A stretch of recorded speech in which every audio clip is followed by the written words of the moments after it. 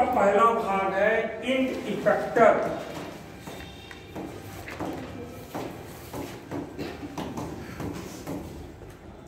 Int effector क्या है? बहुत जगह लिखिए, नहीं क्या समझते जाइएगा अपने हिसाब से। देखिए इंट इफेक्टर का मतलब जैसे आपका ये हाथ उंगली पंजा, ये जो उंगली पंजा है ये रोबोट का, इसको इंट इफेक्टर कहते हैं। लिखना चाहे लिख लीजिए। मानव की उंगली और हथेली के समान काम करता है।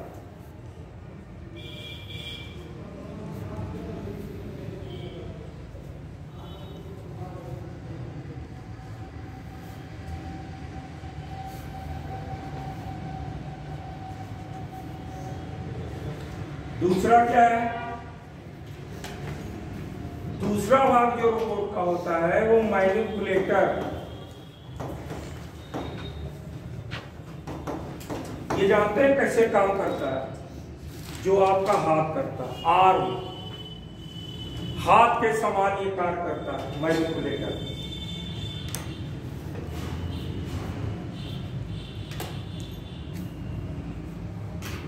इसमें क्या होगा, जगह जैसे आपके हाथ में 2 ज्वाइंट है,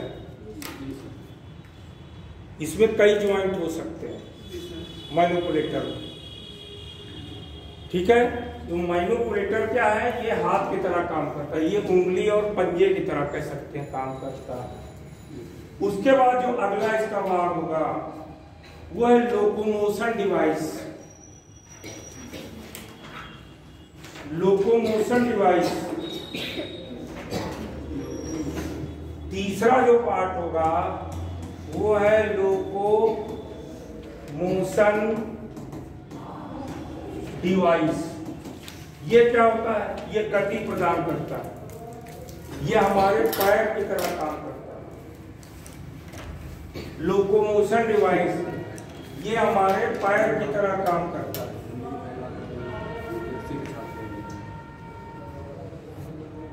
ये हमारे पैर की तरह काम करता है।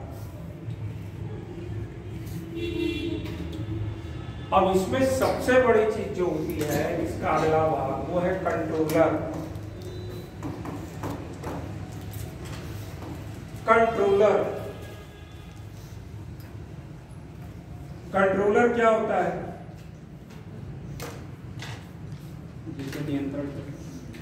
ये नियंत्रक है। ये वैसे ही काम करता है जैसा हमारा ब्रेन काम करता है। लिख लीजिए, हमारे मस्तिष्क की समान काम करता है। इसके लिए इसमें डिजिटल कंप्यूटर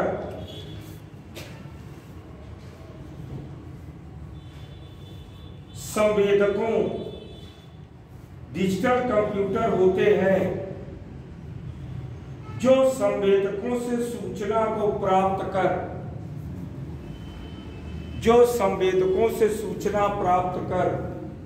कार्य को पूरा करते हैं। संवेदक क्या होते हैं? सेंसर। आपका आंख है, कान, या आपके सेंसर हैं। आपने एक रोबोट को ऐसे दबाया तो उसमें सेंसर लगा, सेंसर से सूचना मिली तो वो काम कर रहा है। समझ में बात आई? अब देखिए आगे इसमें सेंसर क्या होते हैं। नीचे डालिए रीडिंग सेंसर। या रोबोट का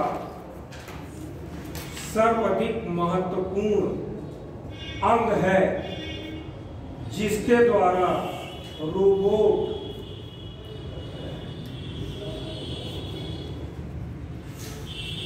परिवेश से कार्य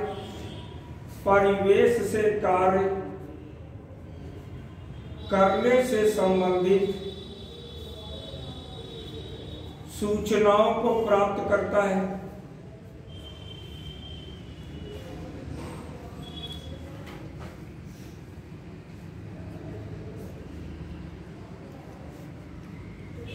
रोबोट में सेंसर के रूप में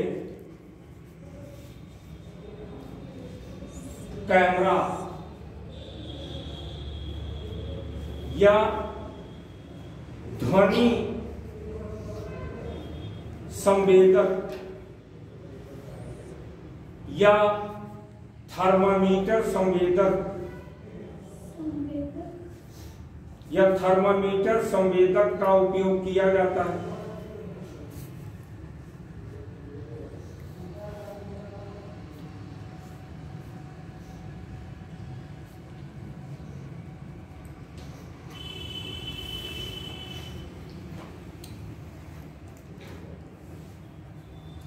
टाइप्स ऑफ रोबोट।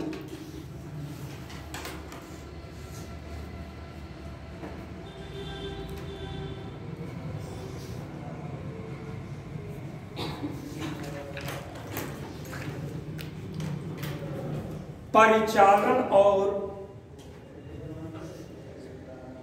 गतिशीलता के आधार पर रोबोट को दो वर्गों में बांटते हैं। पहला है स्थिर रोबोट। स्थिर रोबोट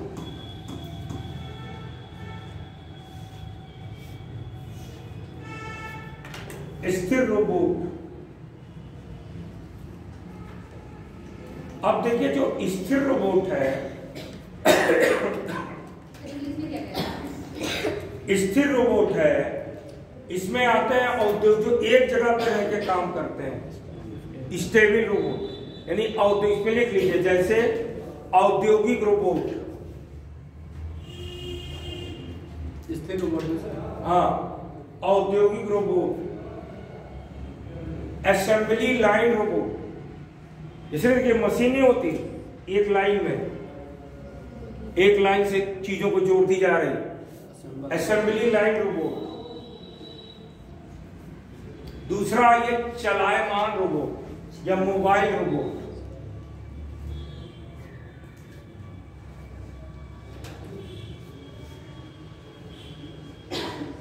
चलायमान रोबोट दो प्रकार के होते हैं, एक तो व्हील्ड रोबोट, दूसरा लेग्ड रोबोट, यानी एक पहिया वाला रोबोट और दूसरा क्या होगा, पैर वाला रोबोट।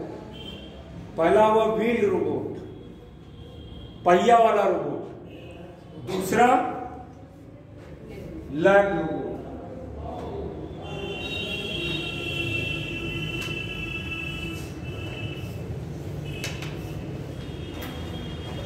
अब एक चीज और देख लीजिए, कार्य क्षमता के आधार पर रोबोट। मेन मुद्दा तो एआई पे आते हैं। कार्य क्षमता के आधार पर रोबोट, देखिए कार्य क्षमता के आधार पर रोबोट होगा, एक टाइप 1 होगा, एक टाइप 2 होगा। Type 1 robot, type 2। Type 1 robot में लिखिए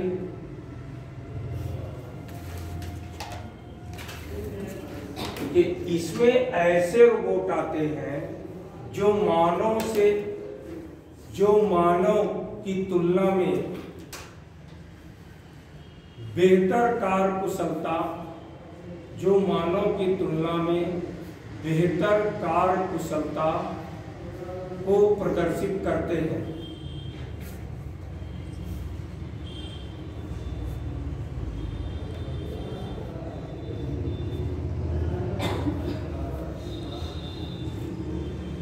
जैसे औद्योगिक रोबोट इसमें आ जाएंगे टाइप 1 में।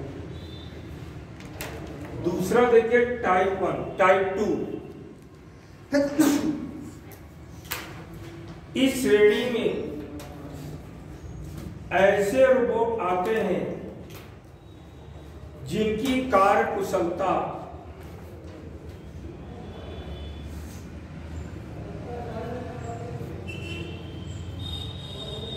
किसी क्षेत्र विशेष में मानव से बेहतर नहीं होती,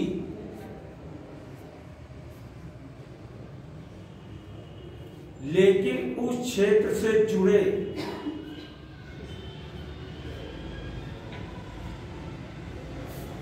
खतरे को देखकर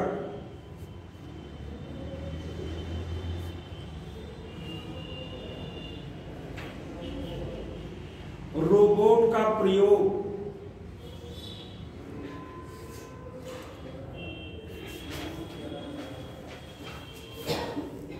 किया जाता है,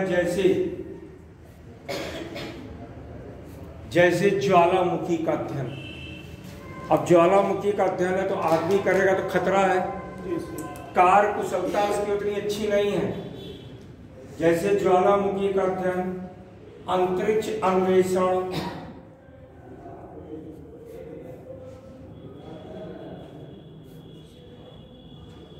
समुद्र तल का अन्वेषण आदि। आखिरी लिखिए आकृति के आधार पर रोबोट। आकृति के आधार पर रोबोट, इसमें पहला आता है यांत्रिक रोबोट। यांत्रिक रोबोट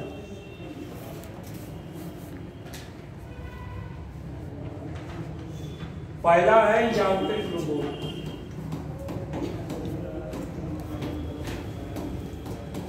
दूसरा क्या है? दूसरा है एनिमल रोबोट या एनिमल रोबोट, इसको मैकेनिकल रोबोट कह सकते हैं। तीसरा है ह्यूमनॉइड रोबोट।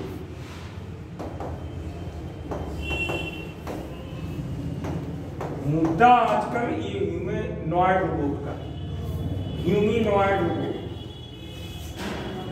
अब देखिए ह्यूमनॉइड रोबोट दो प्रकार के हो गए। एक तो हो गया कौन सा? Android robot, Android robot.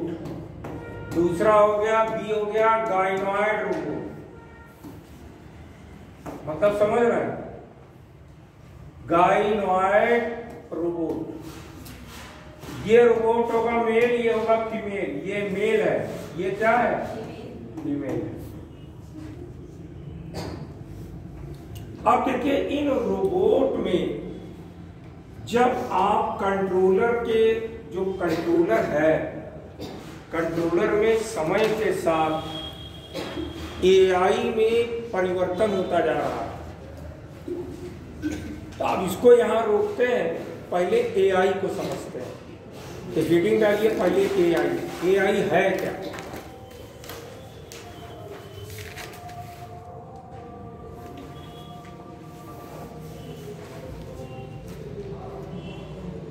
English में कहते हैं आर्टिफिशियल इंटेलिजेंस, हिंदी में कहते हैं कृत्रिम बुद्धिमत्ता।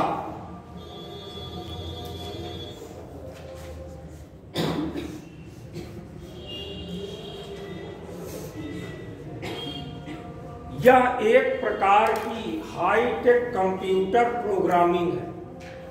यह एक प्रकार की हाईटेक कंप्यूटर प्रोग्रामिंग है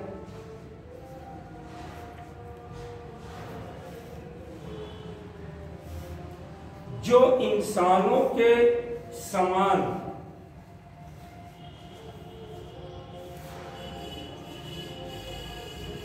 फैसले लेने की,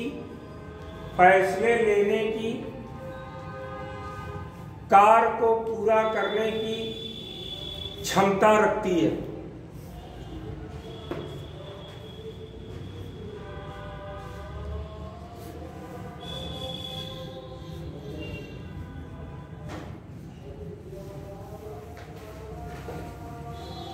एआई जो है एक प्रकार की हाईटेक कंप्यूटर प्रोग्राम है।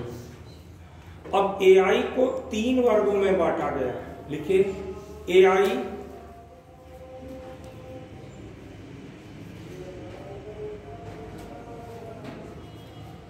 को 3 वर्गों में बांटा गया है। नंबर 1 वीक एआई,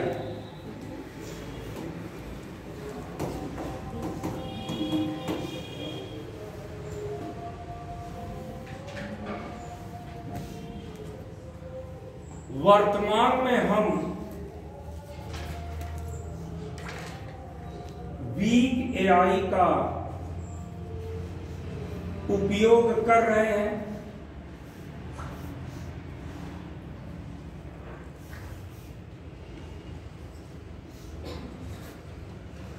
जैसे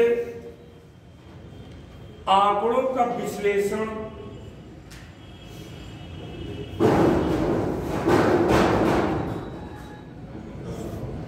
कंप्यूटर आसानी से कर सकता है। हमारे स्मार्ट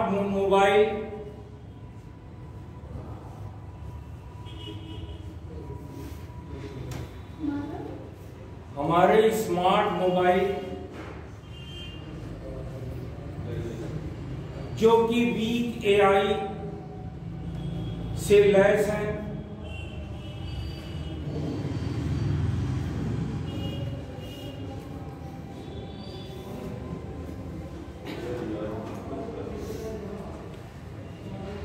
देखिए थोड़ा सा इसको तीनों क्रम को लिख लीजिए तो फिर इसको अच्छे से एक्सप्लेन करते हैं। दूसरा हो जाता है स्ट्रॉन्ग एआई, जिसमें हम लगभग प्रवेश कर चुके हैं। Strong AI, strong AI, strong AI में लिखिए, यह एआई वीक एआई की तुलना में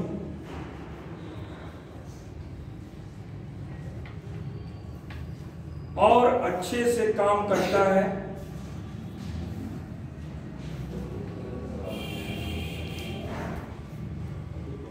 या अपने फैसले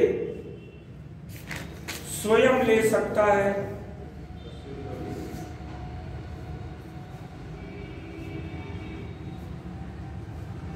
इसी संदर्भ में सोफिया नामक गायनॉइड रोबोट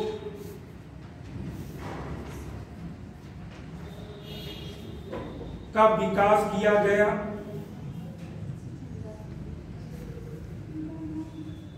गायनॉइड, सोफिया नामक गायनॉइड रोबोट का विकास किया गया, जिसको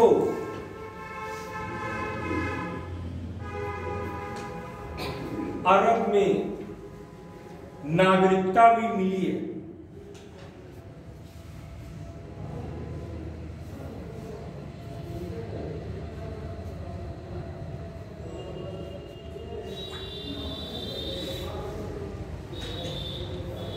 समस्या तब आएगी, लेकिन समझिए मेरी बात को, एआई जो है एक प्रकार की हाईटेक कंप्यूटर प्रोग्रामिंग है, ठीक है।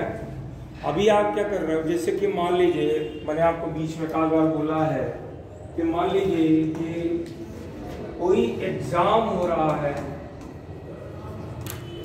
क्योंकि हम करप्ट है तो करप्ट डाटा भी इसमें डाल रहे हैं। जैसे कि कोई एग्जाम हो रहा है, उस एग्जाम में काले लोग, एक एग्जाम्पल लेते हैं, और गोरे लोग दोनों ने एग्जाम दिया किसी विशेष कार्य के। जो एग्जामिनर है वो गोरा है, उसने पार्शियलिटी ये की कि गोरों को सेलेक्ट किया, कालों को कुछ सेलेक्ट किया, गोरों को ज्यादा सेलेक्ट किया। तो जब इसे सेलेक्ट किया तो एग्जाम का रिजल्ट निकला तो डाटा आया कि नहीं। इस प्रकार से जो बहुत सारे डाटा मिल रहे हैं, वो डाटा को आपने उस हाईटेक, यानी ये डाटा जो आप उसमें डाले ये बायस हो गया।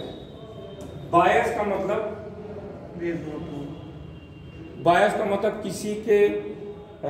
किसी को आपने कहा कि हाँ यही अच्छा है, वो आपका अपना आदमी है, तो बायस डाटा आपने उसमें डाल दिया। तो जो हाईटेक कंप्यूटर प्रोग्रामिंग, धीरे धीरे आप डाटा बनाओगे, डाटा का फिर लॉगरिथम लिखोगे, उस लॉगरिथम को उसमें डाला आपने हाईटेक कंप्यूटर प्रोग्रामिंग, एआई को दिया। एआई ने ये समझा, उस डाटा का एनालिसिस किया, तो एआई को ये समझ में आया कि गोरे लोग ज्यादा समझदार होते हैं। उसको ये नहीं पता कि जो डाटा हमको दिया गया वो बायस था, सही डाटा नहीं था, ठीक है। तो धीरे धीरे क्या होगा कि जब सिंगुलरिटी एआई आ जाएगी,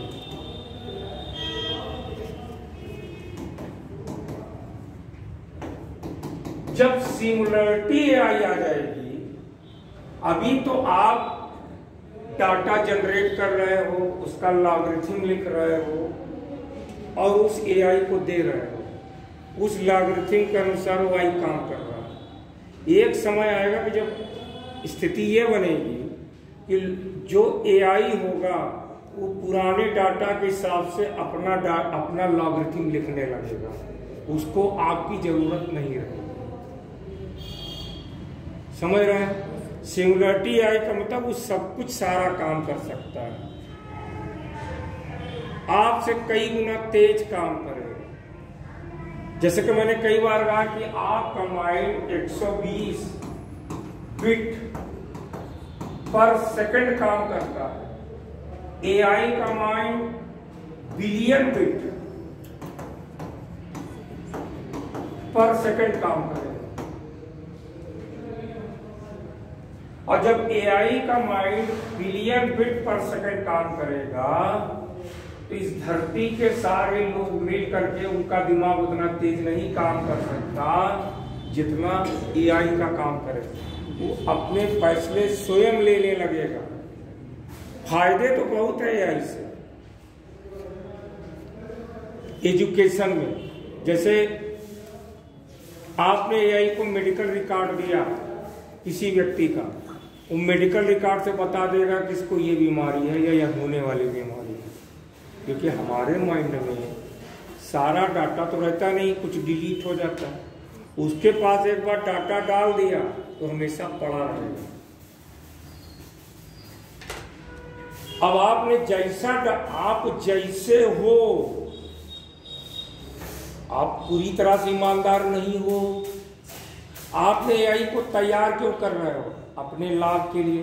अगर विश्व पटल पर देखें तो विश्व 2 खेमे में बटा हुआ है। एक जुबेर वक्त है, मार जुबेर वक्त, जो एआई की पैरवी करते हैं क्योंकि उनको बहुत बड़ी मार्केट नजर आती है। कहाँ मार्केट नजर आती है? जैसा कि मैंने बताया, आने वाले वक्त में विश्व की आबादी घटेगी। क्यों घटेगी? क्योंकि महिलाएं पढ़ने लिखने लगेंगी। जब महिलाएं एजुकेटेड होंगी तो बच्चा पैदा करना नहीं चाहेंगी, जैसे अन्य देशों में होता है। क्योंकि जब पुरुष और स्त्री दोनों एक ही बात को समझिए, पुरुष और स्त्री दोनों का विवाह हुआ, देखिए जब आप पढ़ेंगे, बहुत ज़्यादा गवर्नमेंट जॉब नहीं है, लेकिन आप मान लीजिए प्राइवेट कंपनी में सॉफ्टवेयर इंजीनियर दोनों एक पद पे हैं, ठीक है। आप स्त्री प्रेग्नेंट होती है तो उसको लीव लेना पड़ेगा। प्राइवेट कंपनी में कोई एक्सक्यूज नहीं होता, या तो आपको 9 महीने की लीव मिल गई, दोनों एक पद पे हैं। अब स्त्री प्रेग्नेंट हो गई तो उसको घर पर रहना पड़ेगा। तो उसके समकक्ष वाले थे, जब वो 9-10 महीने बाद जाएगी तो ऊपर पहुंच जाएगी। तो स्टैंडर्ड ऑफ लिविंग, अपने स्टेटस को कंप्रोमाइज नहीं करे, तो वो क्या चाहेगी? हम बच्चा पैदा न करें। तो इस संदर्भ में आप देखें तो आर्टिफिशियल वूम्ब बनाया जा रहा है, कृत्रिम गर्भाशय, वो आर्टिफिशियल इंटेलिजेंस से लैस होगा। आईवीएफ तकनीक से निषेचन करा देंगे,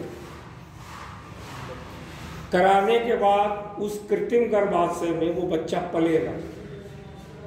आर्टिफिशियल इंटेलिजेंस से हर समय उसकी आपको जानकारी मिलेगी। तो उनको इसे इस तरीके के बहुत सारे उपकरण बनाने में एआई मदद करेगा इंटरनेशनल मार्केट में बेचने के लिए। समझ रहे हैं? जैसे और एग्जाम्पल देखिए, ये रोबोट और एआई का दोनों का मिला जुला रूप। एआई क्या होगा? कंट्रोलर हो गया। अब जैसे आने वाले समय में स्त्री पुरुष दोनों नौकरी कर रहा है, आज ही हो रहा है। आप बड़े बड़े शहर में चले जाइए, आप अपने लड़के को पढ़ा दिए, चला गया दिल्ली, या विदेश चला गया, वहाँ शादी कर लिया, दोनों जॉब कर रहा है, हम माँ बाप बूढ़े हैं, घर में रह रहे हैं, हम माँ बाप को देखे कौन? तो आर्टिफिशियल उसमें क्या करेंगे, एनिमल रोबोट का यूज़ करेंगे। एनिमल रोबोट, एनिमल कैट, यानी कैट रोबोट हो गया या डॉग रोबोट हो गया या ह्यूमनॉइड रोबोट। उसमें आर्टिफिशियल इंटेलिजेंस यूज होगा। उनको खाना चाहिए, पानी चाहिए, समय समय पर वो रोबोट क्या करेगा, सप्लाई करेगा। ये बहुत बड़ी मार्केट दिख रही है इसको, इनको। अब वो उस हिसाब से रोबोट को डिजाइन करना चाहते हैं। मार्क जुकरबर्ग, क्या हम इस तरीके का डिजाइन करके मार्केट में बेचेंगे। आर्टिफिशियल बूम जैसे मैंने बताया, या एनिमल रोबोट है या ह्यूमनॉइड रोबोट है। क्योंकि जब ह्यूमन की आबादी आप देखिएगा, जिस देश में स्त्रियां पढ़ी लिखी हैं, एजुकेटेड हैं, वहां आबादी कम है, और जहां गरीबी है वहां आबादी ज्यादा होती। क्यों? ये आपके सोसाइटी से भी एक क्वेश्चन है कि समझिए इसको। जो पढ़े लिखे हैं लोग, उनके लिए एंजॉय के बहुत और रास्ते होते हैं। अब एक मजदूर थक हार के घर में आया तो एंजॉय के लिए उसके सेक्सुअल रिलेशन ही होता है, तो बच्चा वहाँ पैदा होगा बिना चाहे भी। और जो पढ़ा लिखा उसको मालूम है कि 2 से ज़्यादा नहीं चाहिए, तो उसके एंजॉय के तरीके एक तो वो हो गया। और जो पढ़ लिख गया तो वो 2 बच्चे से ज़्यादा वो चाहता नहीं, क्योंकि उसकी अपनी लाइफ का जो स्टैंडर्ड है वो कहीं ना कहीं से प्रभावित होता है। तो जिस देश की महिला जितनी पढ़ी लिखी होंगी वहाँ आबादी कम होगी। और उस समय इनकी दुकान बढ़िया चलेगी, पति पत्नी दोनों सर्विस कर रहे हैं, माँ बाप घर में, तो रोबोट लेंगे, रोबोट खरीदेंगे। आर्टिफिशियल बूम होगा तो भी बिकेगा वो, समझ रहे हैं? तो ये स्थिति बनेगी, ये मार्क जुकरबर्ग का कहना। वहीं दूसरा जो खेमा है विश्व में, उनका ये कहना है, एलन मस्क का, कि ये इंसान के लिए बहुत बड़ा खतरा होगा। एलन मस्क का कहना है ये इंसान के लिए बहुत खतरा होगा, खासकर सिंगुलरिटी है। क्योंकि सिंगुलरिटी एआई क्या होगा, अपने फैसले खुद लेना लगेगा, अपनी इथिक्स खुद डिसाइड करेगा। इथिक्स समझते हैं ना, आपने इथिक्स बनाई, ये सही है, ये गलत है, ये करना चाहिए, नहीं करना। वो उसी डाटा के साथ इथिक्स बनाएगा। समझ रहे हैं? यानी एक रोबोट दूसरे रोबोट को बना सकता है, रोबोट में कुछ गड़बड़ी आ गई उसको मॉडिफाई कर सकता है।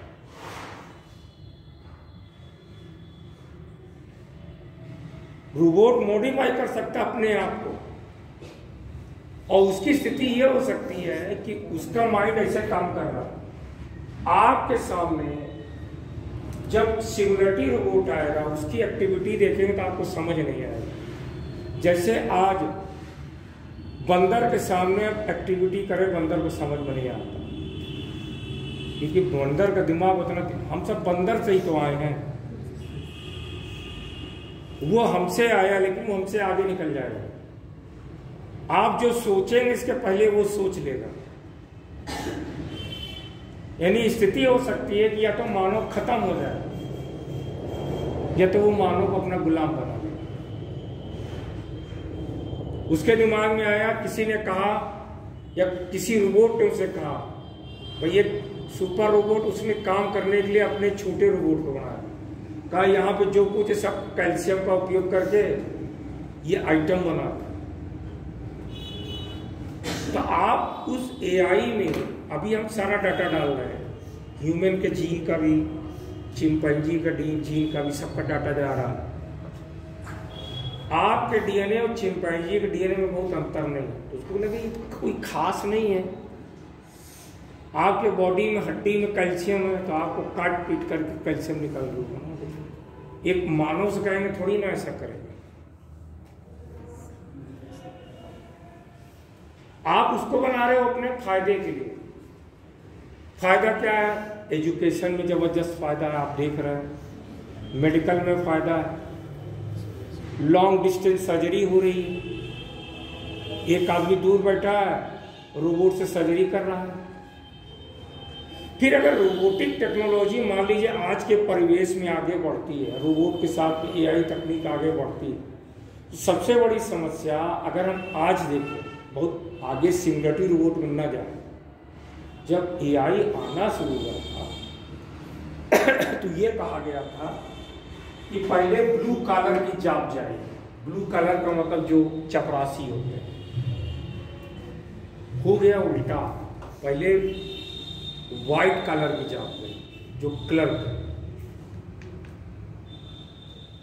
आज आप नेट पे खोलते हो, बहुत सारा रील पड़ा हो जो आर्टिफिशियल इंटेलिजेंस टेक्नोलॉजी। अभी आप देखेंगे ऐश्वर्या राय और अभिषेक बच्चन प्रयागराज में नहाने आए, वो जो वीडियो पड़ा है वो फेक है, वो आर्टिफिशियल इंटेलिजेंस से बनाया गया है। तो इसका मिसयूज कहाँ हो सकता है? फेक न्यूज को प्रचार करने में लग सकता है कि नहीं?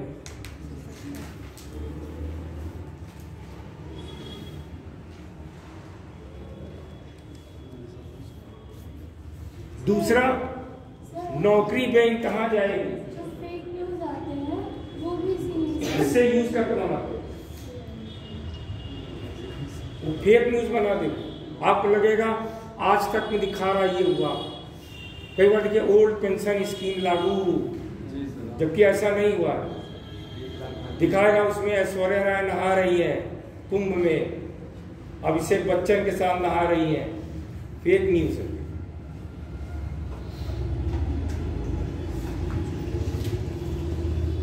भाई अगर AI का यूज के साथ में मिसयूज ज्यादा नजर आता, कारण क्या है? ह्यूमन क्या है? करप्ट है, करप्ट डाटा दे रहा है, करप्ट यूज कर रहा है, एक दिन वो भी उसको यूज करे। AI हमसे अलग नहीं है, बनाया है हमने, जो बोगे वही काटोगे और वही होगा। आप उसको अपने स्वार्थ के लिए बना रहे हो। एक समय ऐसा है अपना लॉगरिथम खुद लिखने लगेगा, आपकी जरूरतें नहीं। आप इसके पहले कुछ सोचो, आपको खत्म कर दो। इस अर्थ पे एक नई प्रजाति दिखाई देगी जिसमें हाईटेक कंप्यूटर प्रोग्रामिंग, वो खुद अपने प्रोग्रामिंग को लिखेगा। ये है इसमें समस्या। और अगर हम कहें, मान लीजिए आपसे कहें कि मान लीजिए हम रोबोटिक टेक्नोलॉजी या AI को पीछे रखें, तो हमारा देश पीछे रह जाएगा। हमको बेरोजगारी बैंक कहां बढ़ेगी इससे? आप देखिए जो क्रिएटिव वर्क करने वाले लोग होते हैं, जैसे फोटोग्राफर, कहानी खत्म है। जो फोटोग्राफर होते थे क्रिएटिव वर्क करते थे, कहानी खत्म। उनसे बढ़िया फोटो तो AI बना देगा।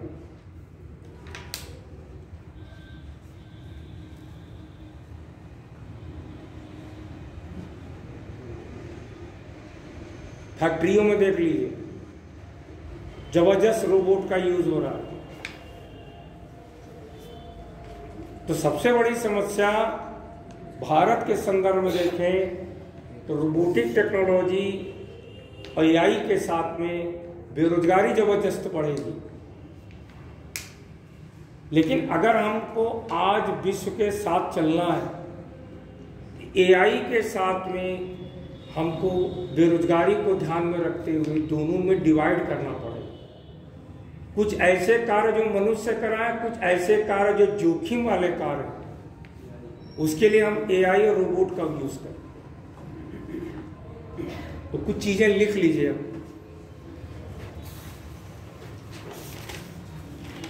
लिखिए,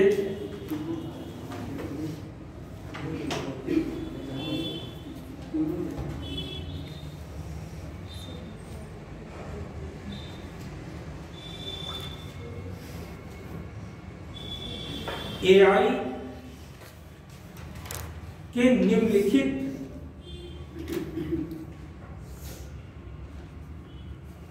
फायदे नजर आते हैं। नंबर 1,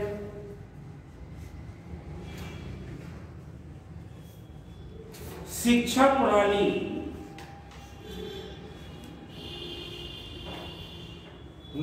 शिक्षा प्रणाली में एआई की मदद से छात्रों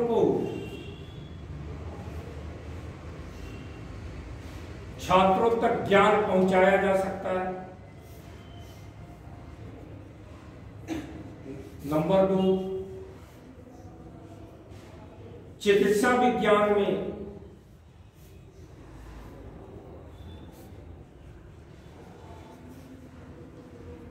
मरीज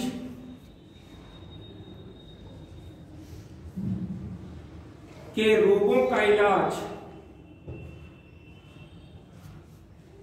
और रोगों को समझने में एआई मददगार हो रहा है। तीसरा, शोध कार्यों में एआई की विशेष उपयोगिता है, क्योंकि जोखिम वाले कार्य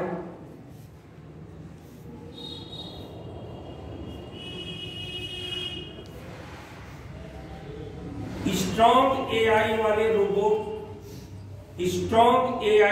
रोबोट का उपयोग कर शोध कार्यों को पूर्ण कर सकते हैं।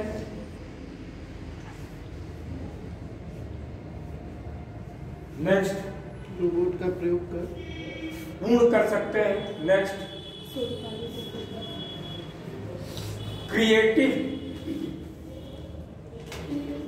क्रिएटिव कार्य जैसे फोटोग्राफी,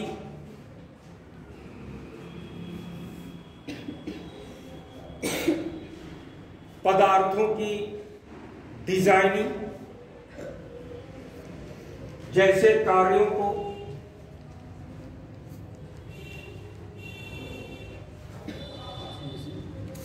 हम एआई की सहायता से सटीकता से कर सकते हैं।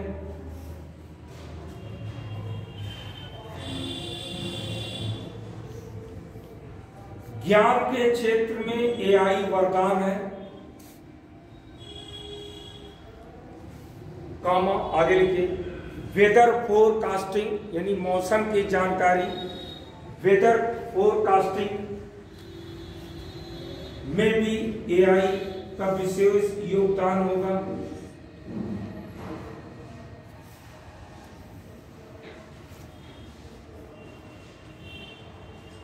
मरीज के आगे लिखिए, उसी में पॉइंट में लिखते जाइए। मरीज के मेडिकल रिकॉर्ड को देखकर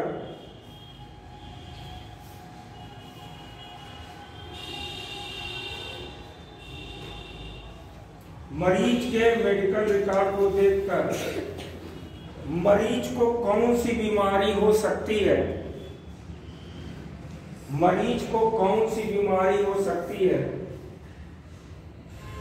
इसकी जानकारी सटीकता से एआई से मिल सकती है।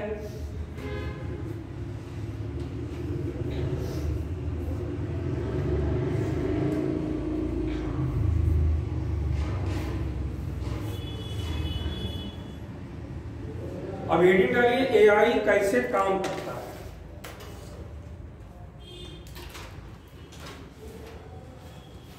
एआई कैसे काम करता है?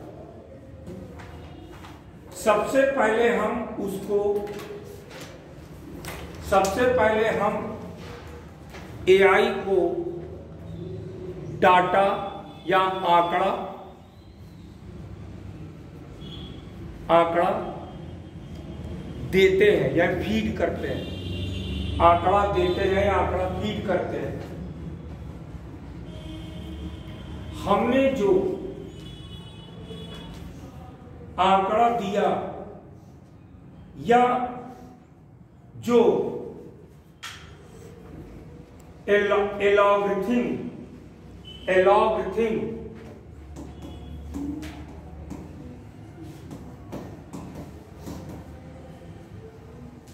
एलॉगरिथम लिखा,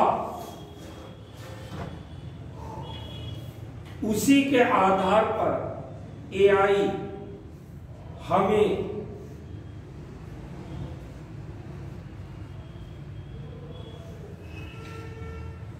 रिजल्ट को हिंदी में क्या कहते हैं? परिणाम। उसी के हिसाब से एआई हमें परिणाम देता है।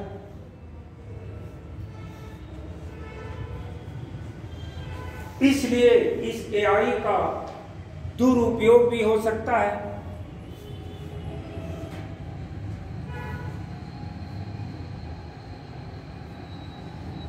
जैसे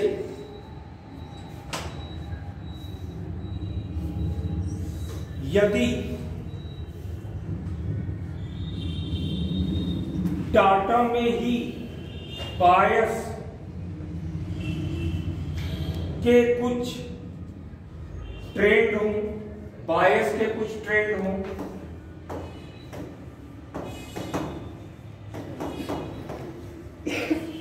बायस के ही कुछ ट्रेंड हों,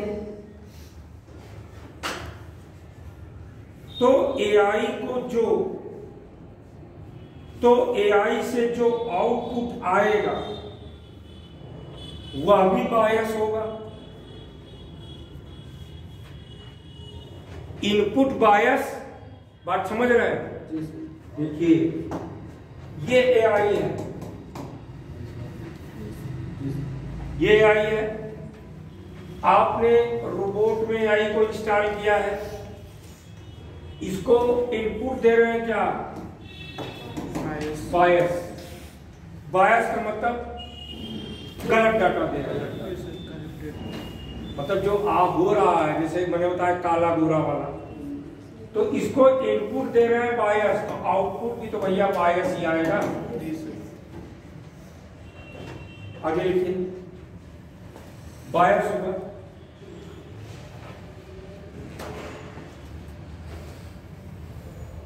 क्योंकि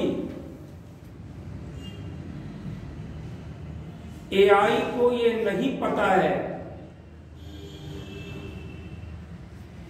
कि जो डाटा उसे दिया गया वह बायस है।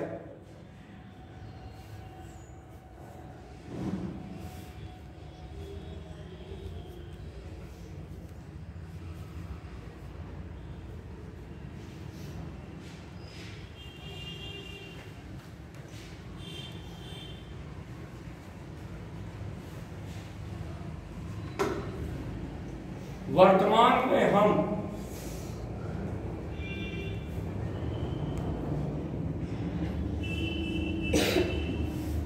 उसका वर्तमान में हम एआई को प्रारंभिक एलॉगरिथम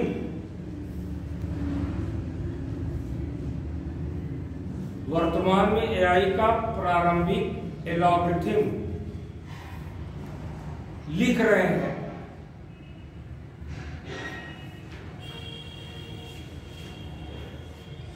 और इस एआई से कितनी गलत सूचनाएं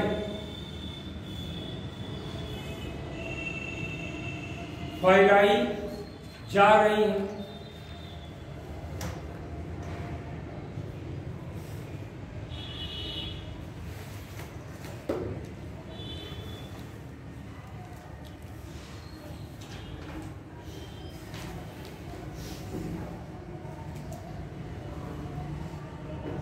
आगे लिखिए। अब जैसे कोई उद्योगपति है, उसको कोई उसकी फैक्ट्री है, वहां प्रोडक्शन करना है, तो ऐसे रोबोट को चाहेगा ना, ऐसे रोबोट को चाहेगा ऐसा ये वाला रोबोट चाहेगा जो उसका काम करे, उससे सैलरी ना मांगे, छुट्टी ना मांगे। तो आने वाले समय में रोबोटिक ऑब्लिक एआई तकनीक का विस्तार होता जाएगा, और विस्तार इस तरह से होगा कि जो एक वेल्थ का कंसंट्रेशन एक जगह बढ़ता जाएगा, पैसे का कंसंट्रेशन एक जगह बढ़ता जाएगा, जो अमीर है वो अमीर होता जाएगा। देखिए यहां पर एक चीज समझिए, मान लीजिए कि एक फैक्ट्री है, उसका ओनर है, उसने एआई और रोबोटिक को यूज करके वहां प्रोडक्शन बढ़ा दिया, उसको ह्यूमन की जरूरत नहीं पड़ी, प्रोडक्शन तो उसका बढ़ गया, लेकिन लोगों के पास बेरोजगारी है, तो पैसे नहीं है, उसके मलबा को खरीदेगा कौन?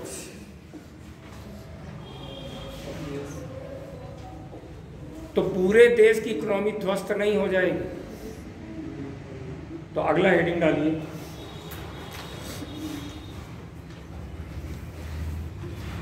हेडिंग डालिए,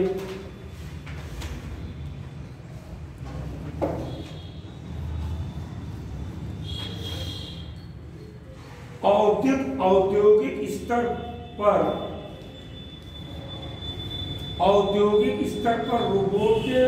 रोबोट ऑब्लिक एआई, औद्योगिक स्तर पर रोबोट ऑब्लिक एआई के बढ़ते प्रयोग के निम्नलिखित कारण।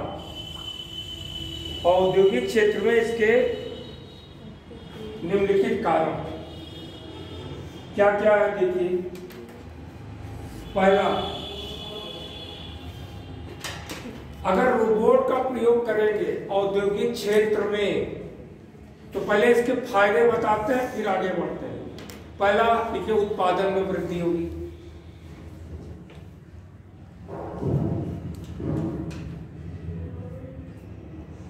दूसरा, बेहतर उत्पाद, ये क्वालिटी प्रोडक्ट होगा ना, बेहतर उत्पाद। तीसरा, उत्पादन में लागत की कमी, उत्पादन में लागत की कमी।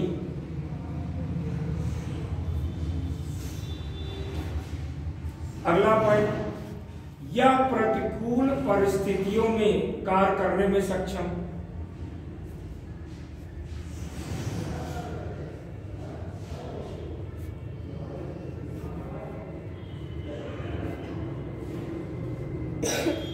अगला पॉइंट, रोबोट या एआई के प्रयोग से, रोबोट या एआई के प्रयोग से व्यावसायिक सुरक्षा एवं स्वास्थ्य संबंधी सुरक्षा कानून लागू नहीं होते।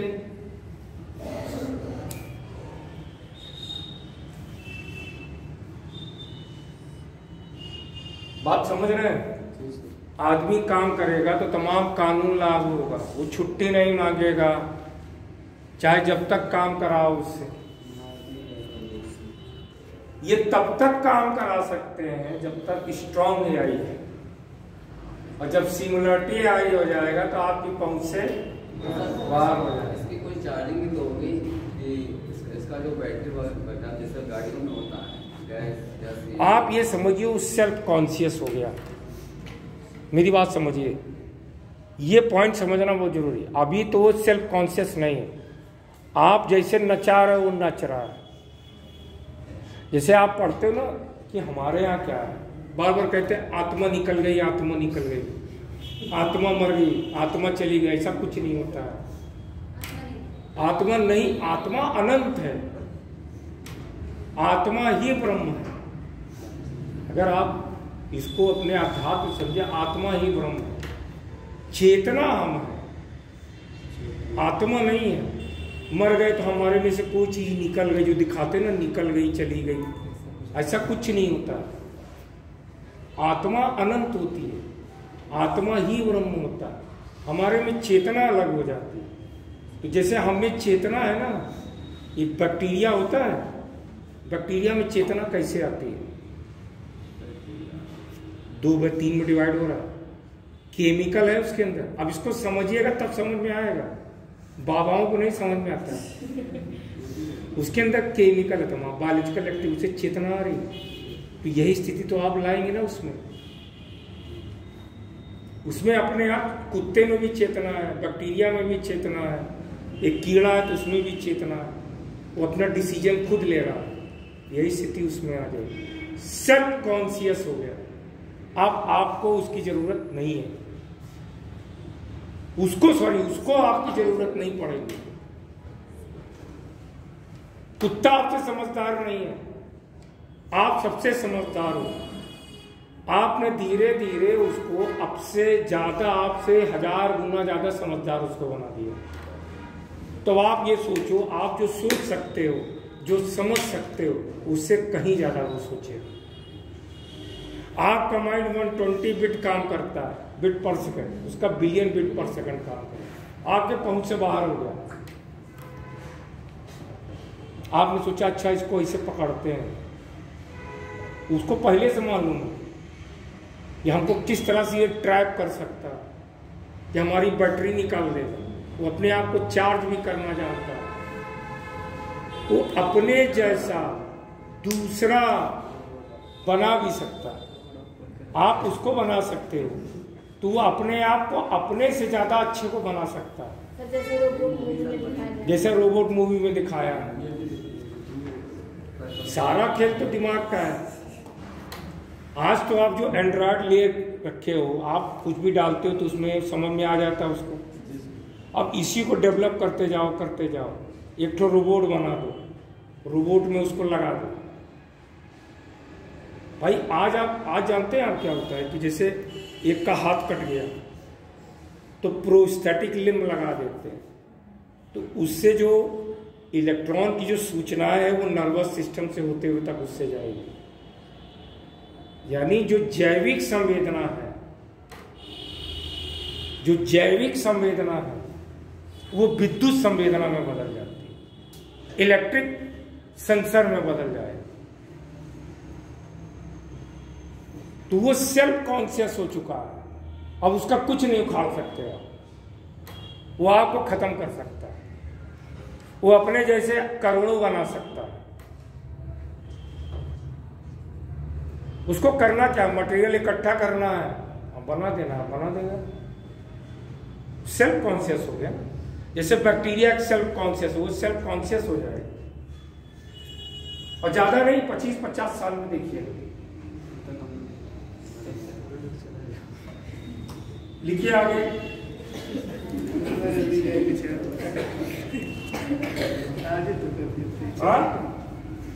आगे लिखिए।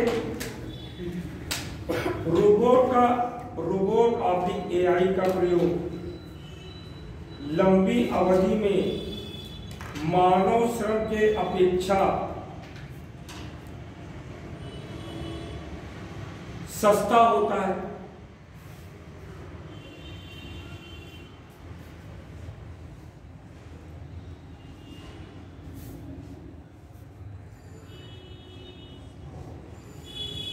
उत्पादन की प्रक्रिया पर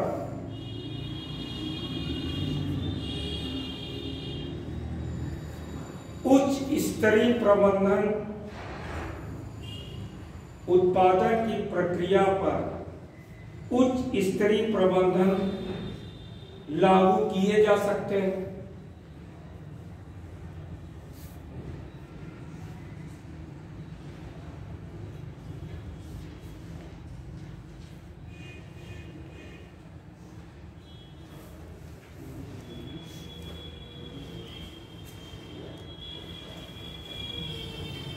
ये तो फायदे हैं।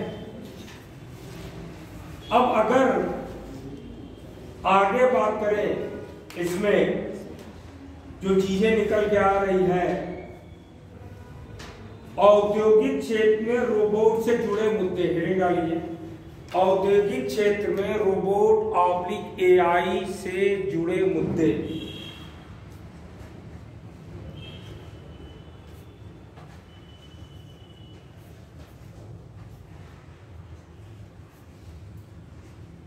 भारत जैसे विकासशील देश में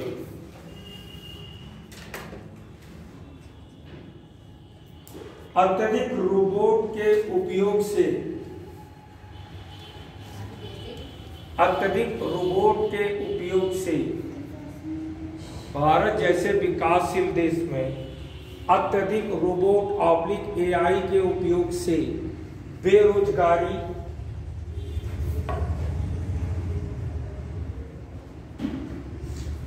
श्रम का अवमूल्यन, क्रय शक्ति की कमी,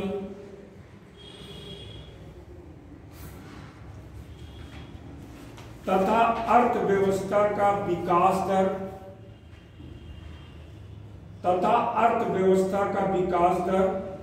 कम हो सकता है।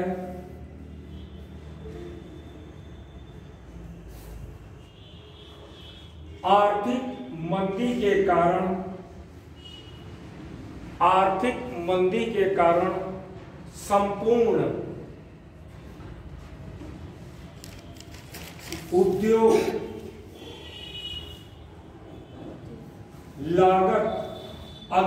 जगत नकारात्मक रूप से प्रभावित हो सकता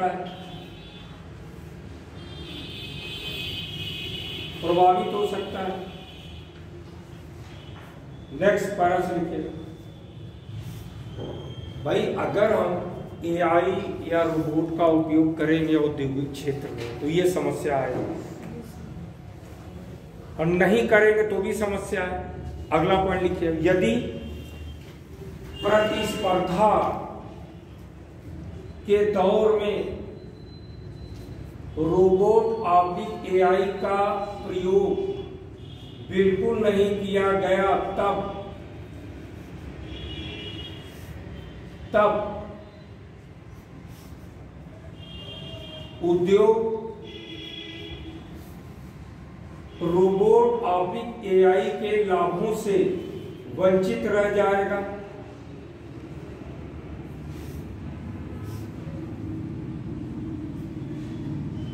उत्पादन के दर व गुणवत्ता में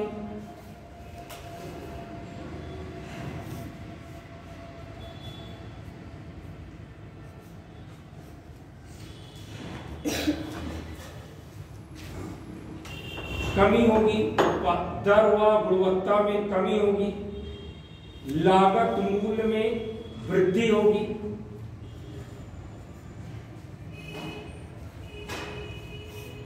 तथा यह उद्योग घरेलू और अंतर्राष्ट्रीय बाजार में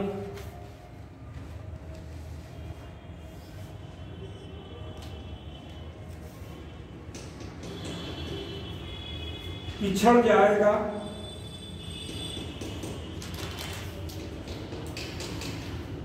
जो देश के अर्थव्यवस्था पर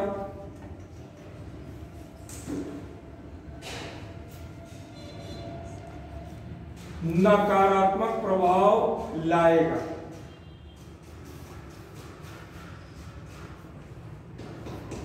बात समझ गए?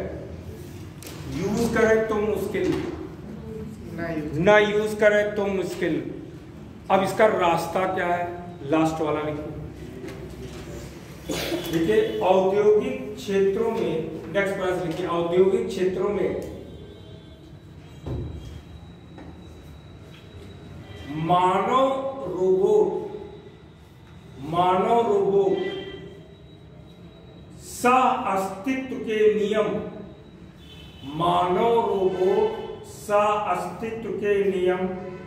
लागू किए जा सकते हैं।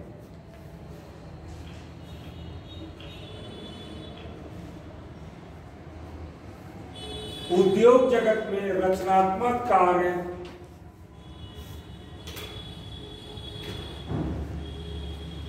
मानव द्वारा ही कराए जाएं, रचनात्मक कार्य मानव द्वारा ही कराए जाएं तथा अकुशल तथा जोखिम वाले कार्यों के लिए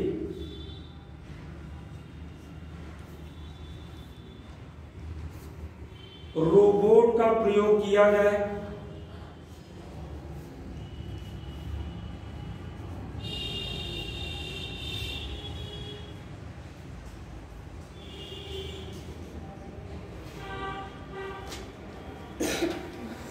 जिससे देश की अर्थव्यवस्था को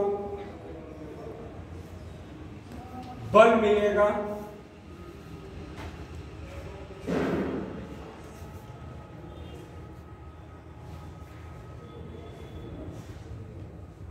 अब ये बहुत इंपॉर्टेंट पॉइंट है, इस पर भी बात कर लेते हैं। हेडिंग डाल लीजिए, स्वास्थ्य के क्षेत्र में AI/रोबोट।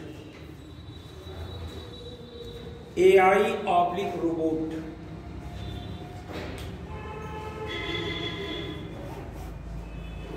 जिसमें सबसे पहला है बायोनिक्स।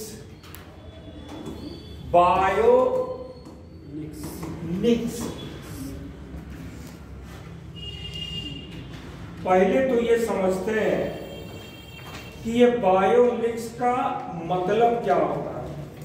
तो पहले हेडिंग डाल के लिखिए, बायोनिक्स का मतलब क्या है।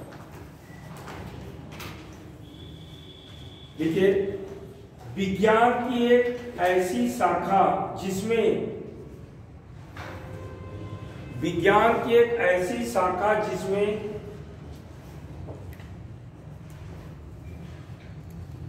किसी यांत्रिक प्रणाली या प्रक्रिया का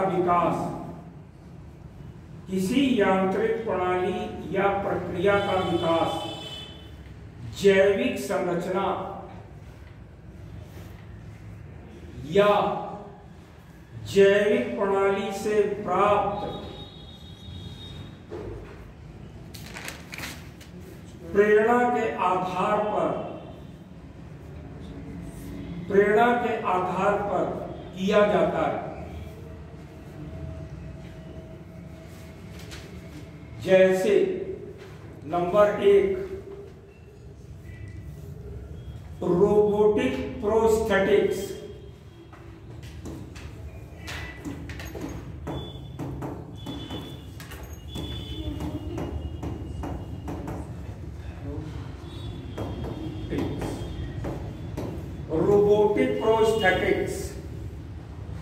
पहला आइडिया बायोनिक्स का एक एग्जाम्पल तो ये है।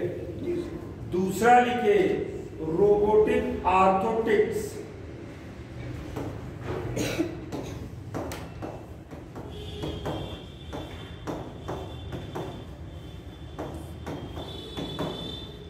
रोबोटिक आर्थोटिक्स,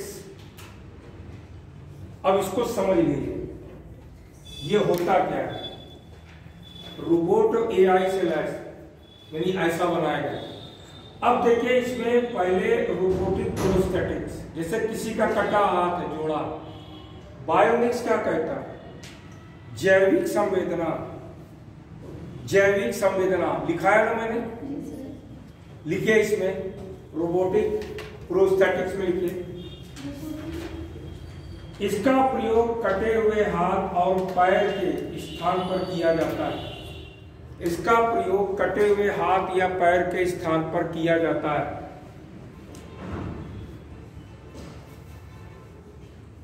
जो प्राकृतिक अंगों के समान कार्य कर सकता है।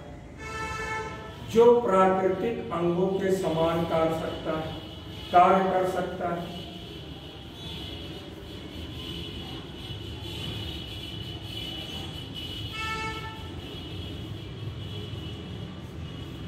यह पूर्ण स्वचालित रोबोटिक अंग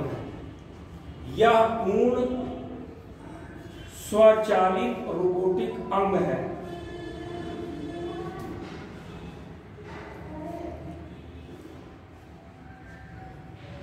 जो मस्तिष्क से प्राप्त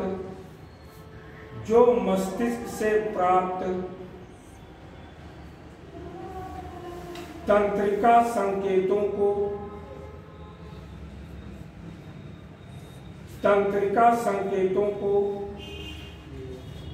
कार्य में बदल देता है। जो मस्तिष्क से प्राप्त तंत्रिका संकेतों को कार्य में बदल देता है। जैसे हाथ कट गया, नकली हाथ लगाया, अब जैसे आप इसको पकड़ते हो तो ब्रेन से सूचना जा रही है, वो नकली हाथ भी वैसे काम करे, आप ऐसे पकड़ सकते हो उसको, क्योंकि आपके ब्रेन का नर्वस सिस्टम से जो न्यूरॉन से जो सूचना जाएगी उस यांत्रिक प्रणाली में चलेगी, यानी जैविक सूचना यांत्रिक सूचना में बदल जाएगी। इसको प्रोस्थेटिक रोबोटिक प्रोस्थेटिक्स कहते हैं। अब ये देखिए रोबोटिक आर्थोटिक्स क्या है।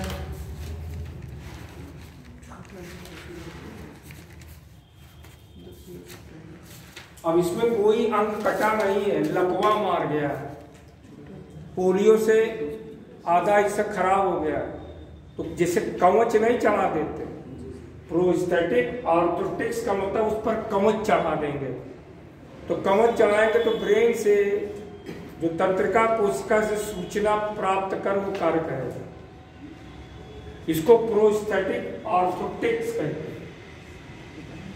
समझ गए? लिख लीजिए इसको भी। इस रोबोटिक प्रणाली का प्रयोग लकवाग्रस्त अंगों को बल प्रदान करने के लिए किया जाता है।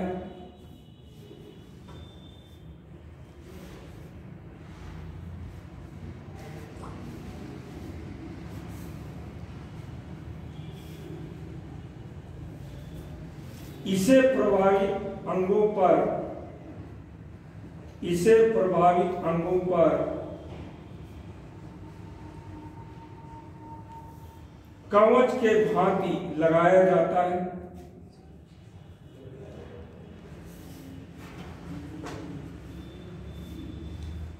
जो मस्तिष्क से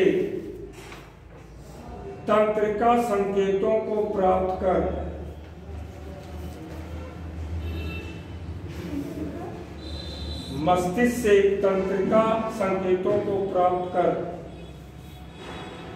अंगों से सामान्य कार्य कराता है।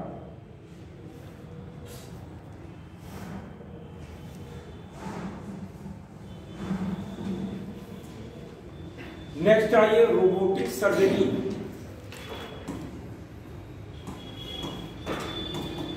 रोबोटिक सर्जरी ये क्या है? रोबोटिक सर्जरी इसमें लिखिए,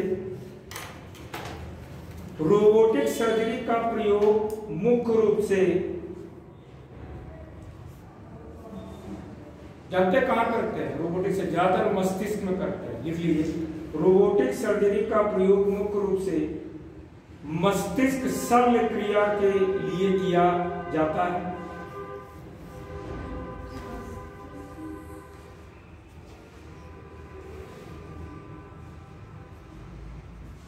इस पद्धति में चिकित्सक साधारण यंत्रों के स्थान पर रोबोटिक यंत्रों का प्रयोग करते हैं।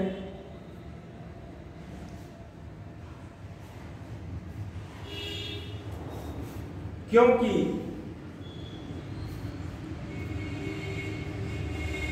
सर्जरी करते समय आसपास के अंगों या भागों को क्षति होने से बचाया जा सके।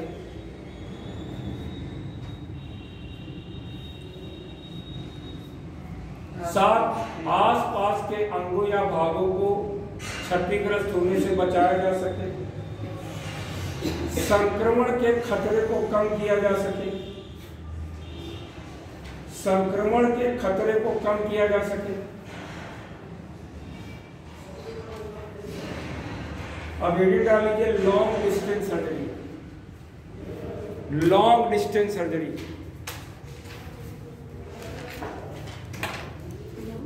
Long distance surgery. एक डॉक्टर बैठा है विदेश में, किसी दूसरे देश में सर्जरी कर रहा है, इसी को लॉन्ग डिस्टेंस सर्जरी कहते हैं।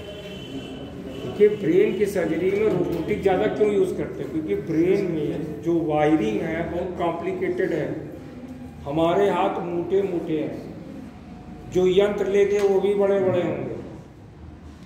रोबोट का सबसे अच्छा उपयोग मेडिकल साइंस में सर्जरी में, खाली ब्रेन में तो करते ही हैं, अन्य सर्जरी में भी रोबोट का बहुत अच्छा उपयोग हो सकता है। क्योंकि ह्यूमन में क्या होता है, ह्यूमन एरर होता है। अगर आपका रोबोट में एआई अच्छा सा डिजाइन है तो वहाँ एरर की संभावना नहीं है। तो मेडिकल साइंस में इसका जबरदस्त फायदा है। ठीक है। तो लॉन्ग डिस्टेंस सर्जरी क्या है? एक देश में बैठा कोई डॉक्टर है, किसी दूसरे देश में बैठा कोई मरीज है, उसकी जो सर्जरी करे, इसी को लॉन्ग डिस्टेंस सर्जरी कहते हैं। इसमें लिख लीजिए, इस प्रणाली का विकास लंबी दूरी से शल्य क्रिया को करने के लिए किया गया है।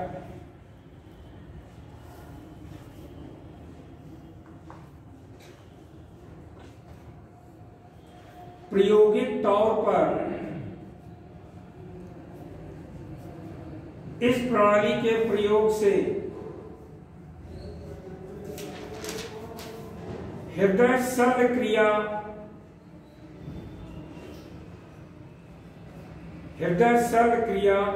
किया जा चुका है।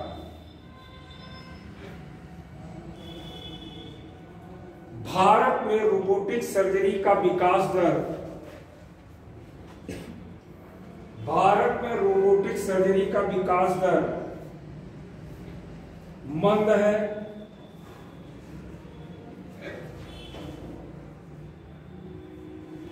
यह सुविधा कुछ गिने चुने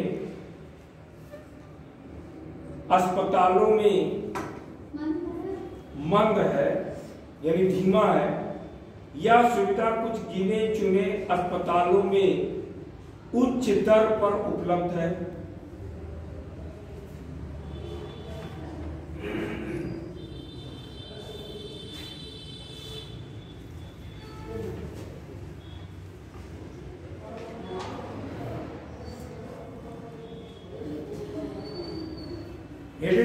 घरेलू क्षेत्र में रोबोट का प्रयोग, घरेलू क्षेत्र में रोबोट का प्रयोग।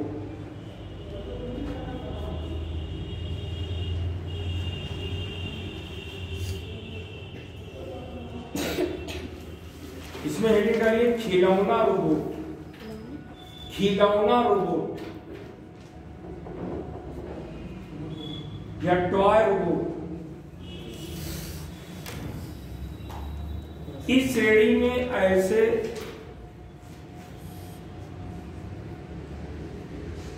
विशेष एआई युक्त, इस श्रेणी में ऐसे विशेष एआई युक्त रोबोट का निर्माण किया गया है जो एक खिलौने के रूप में दिखते हैं,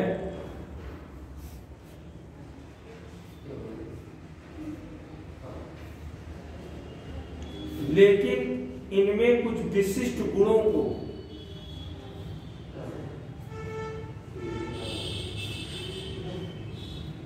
समाहित कर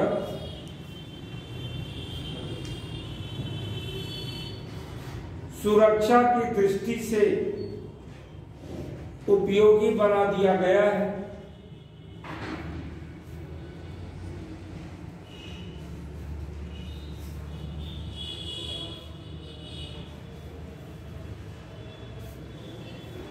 ऐसे रोबोट का प्रयोग घर में अकेले रह रहे, ऐसे रोबोट का प्रयोग घर में अकेले रह रहे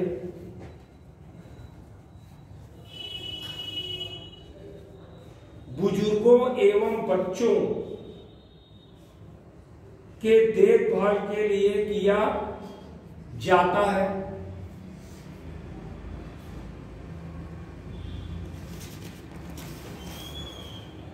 ऐसे रोबोट किसी असामान्य परिस्थिति में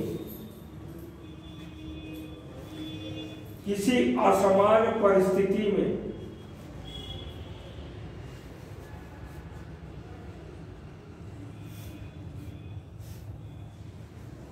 संबंधित सूचनाओं को परिजनों तक पहुंचाकर सचेत कर सकते हैं। संबंधित सूचनाओं को परिजनों तक पहुंचाकर सचेत कर सकते हैं।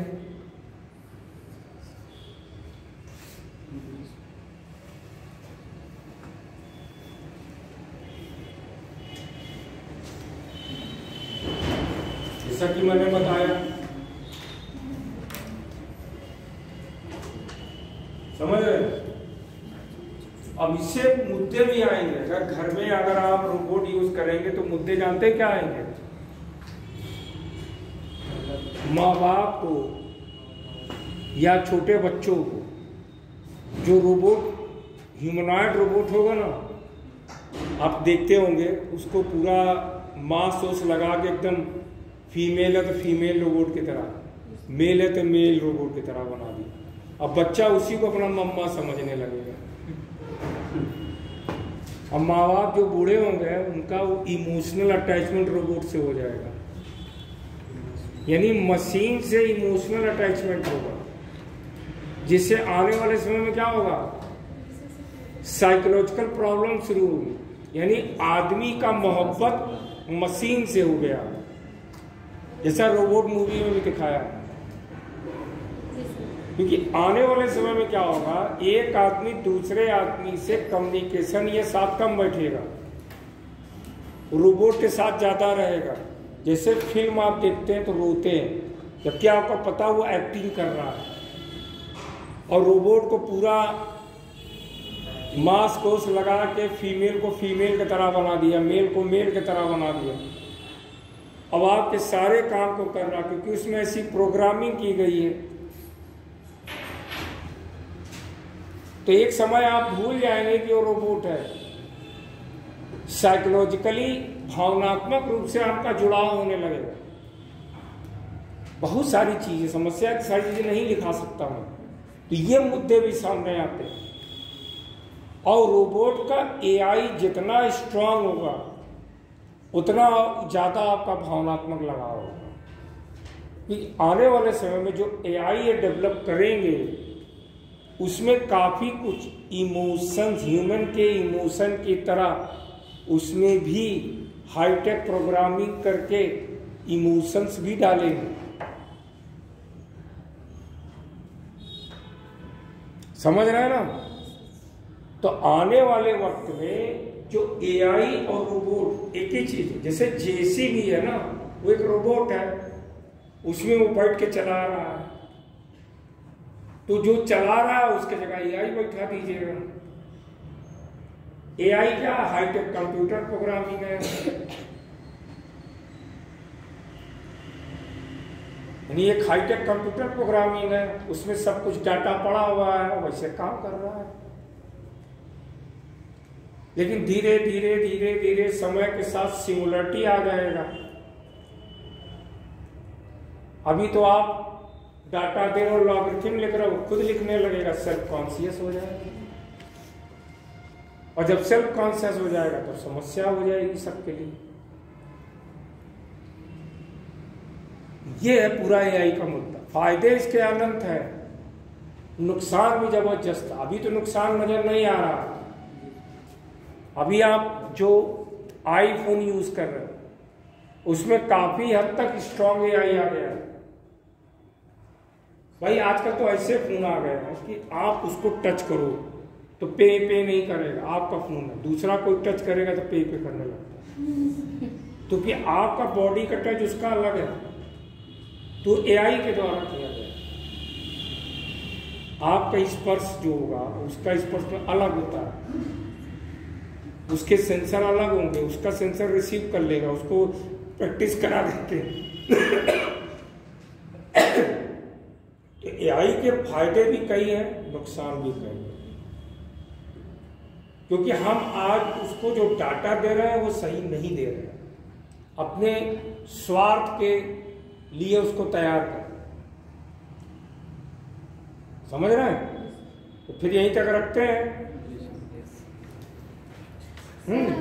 ये लॉन्ग डिस्टेंस सर्जरी है, इसका उपयोग कहाँ कहाँ होता है? कई जगह देशों में हुआ। एक आपका सिस्टम बनाया गया था लॉन्ग डिस्टेंस सर्जरी का, उसका जो नाम है भारत में तो अभी बहुत ज्यादा ये उपयोग में नहीं है, लेकिन जो लॉन्ग डिस्टेंस सर्जरी पहली बार जो की गई थी वो डा विंची सर्जिकल सिस्टम बनाया गया था। डा विंची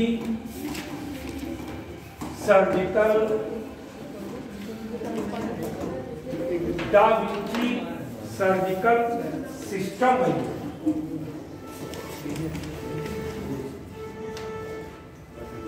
और कभी मौका मिलेगा तो इंफॉर्मेशन टेक्नोलॉजी में 1G 2G 3G 4G 5G भी बता दूंगा, है ना। तो डा विंची सर्जिकल सिस्टम बनाया गया, ये पहली बार बनाया गया। ये एक सिस्टम है लॉन्ग डिस्टेंस सर्जरी।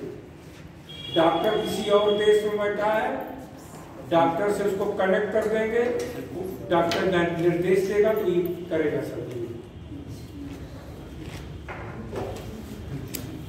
सबसे पहली बार 2001 में न्यूयॉर्क में, लिखना चाहेंगे लिख लीजिए, सर्वप्रथम 2001 में न्यूयॉर्क में डॉक्टर ने फ्रांस के पेशेंट का गॉल ब्लैडर निकाला था। 2001 की बात बता रहा हूं।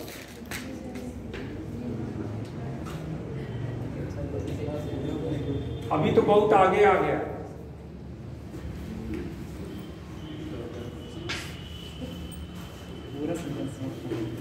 सर्वप्रथम 2001 में न्यूयॉर्क में 2001 न्यूयॉर्क में डॉक्टर ने फ्रांस में स्थित मरीज का गॉल ब्लैडर निकाला था।